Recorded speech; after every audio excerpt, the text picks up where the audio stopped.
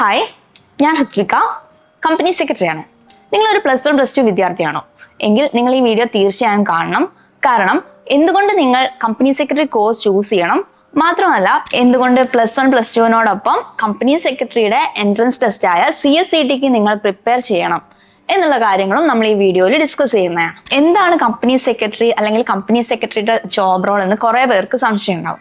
Company secretary എന്ന് പറയുന്നത് കമ്പനീനെ advice ചെയ്യാം, കമ്പനിയിലെ മാനേജ്മെന്റിൽ ഇരിക്കുന്ന ആൾക്കാർക്ക് നിയമങ്ങളൊന്നും അത്ര ഡീറ്റെയിൽഡ് ആയിട്ട് അറിയലുണ്ടാവില്ല. അപ്പൊ നമ്മൾ അവരെ ഗൈഡ് ചെയ്യും, നമ്മൾ അവരെ അഡ്വൈസ് ചെയ്യും. ഓരോ മന്ത്ലി വരുന്ന ഫയലിങ്സ് ഏതാണ്, അല്ലെങ്കിൽ നിയമപരമായി വരുന്ന എല്ലാ പ്രശ്നങ്ങളും അഡ്രസ് ചെയ്യാൻ വേണ്ടിയിട്ടാണ് നമ്മൾ അവിടെ ഉണ്ടാവുക.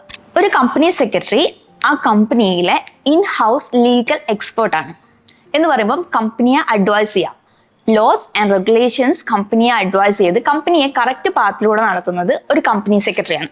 അതുപോലെ ഒരു കമ്പനി സെക്രട്ടറിയുടെ ജോബ് റോൾ നോക്കുകയാണെങ്കിൽ നമുക്കൊന്നെങ്കിൽ എംപ്ലോയ്മെന്റിലേക്ക് പോകാം, അതല്ലെങ്കിൽ പ്രാക്ടീസിങ് ചെയ്യാം.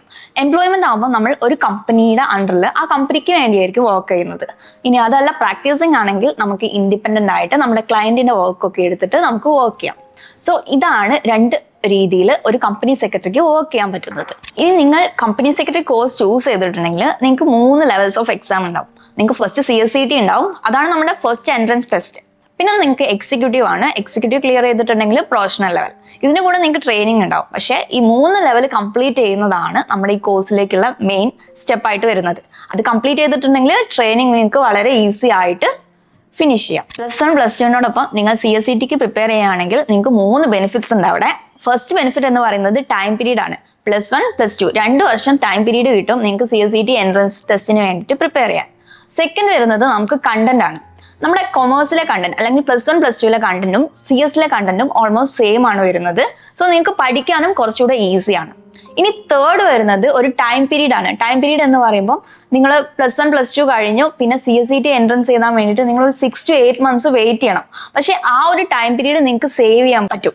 ഇൻ കേസ് നിങ്ങൾ നേരത്തെ രജിസ്റ്റർ ചെയ്ത് CSCT എക്സാം കറക്റ്റ് ടൈമിന് കംപ്ലീറ്റ് ചെയ്യുകയാണെങ്കിൽ നെക്സ്റ്റ് ലെവൽ ആയിട്ടുള്ള എക്സിക്യൂട്ടീവിലേക്ക് നിങ്ങൾക്ക് പെട്ടെന്ന് തന്നെ പോകാനും ഈ ഒരു കമ്പനി സെക്രട്ടറി കോഴ്സ് പെട്ടെന്ന് തന്നെ കംപ്ലീറ്റ് ചെയ്യാനും പറ്റുന്നതാണ്.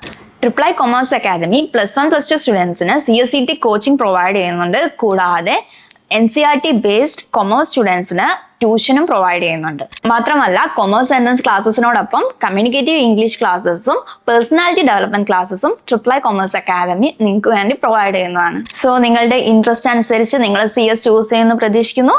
See you all.